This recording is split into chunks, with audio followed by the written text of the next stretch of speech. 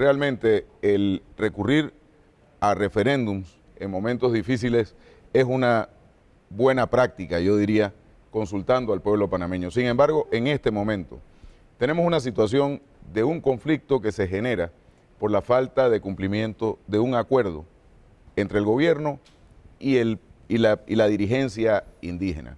Y en ese acuerdo, en ningún momento se habla de un referéndum.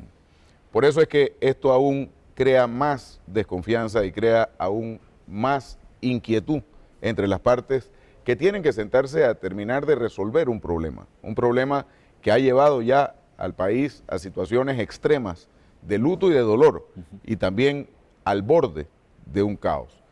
En este momento, Álvaro, yo creo que más que empezar a introducir temas adicionales a lo que es el acuerdo, lo que se debería hacer, y esto es un planteamiento que yo he venido haciendo en los últimos días, es convocar a un gran acuerdo político nacional, un gran acuerdo político nacional que incorpore a todas las fuerzas, no solamente políticas, los partidos políticos, sino también las fuerzas cívicas y las fuerzas populares, las fuerzas sociales de este país.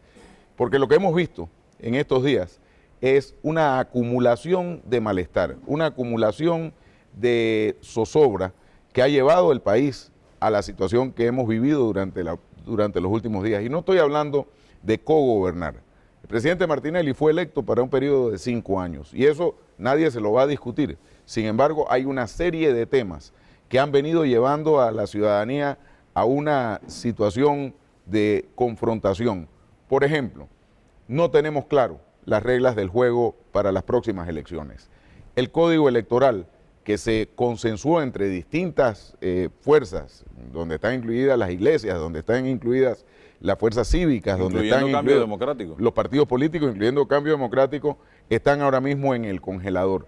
Mientras que no tengamos reglas claras de qué es lo que va a suceder en las próximas elecciones, vamos a tener el país en esta situación de zozobra. Ya vemos las declaraciones del magistrado Solís el día de hoy, que son, pues, por cierto, corroborando lo que ya aquí se ha venido planteando desde... ¿Le preocupa a usted? Por supuesto, porque me preocupa a mí y yo estoy seguro que eso es lo que le preocupa a ¿Un posible fraude protagonizado o aupado por la Corte Suprema de Justicia? Por eso es que es importante que nos planteemos un acuerdo político nacional, donde esté el tema electoral, el código electoral, donde esté el tema de la justicia. Hoy día tenemos una justicia que no le sirve al país. La realidad es que tenemos una justicia que está sirviendo para amparar a los que están en el poder, pero no le está sirviendo a la ciudadanía que no se siente protegida por esa justicia. Una justicia que tiene que ser una de las columnas vertebrales de cualquier democracia.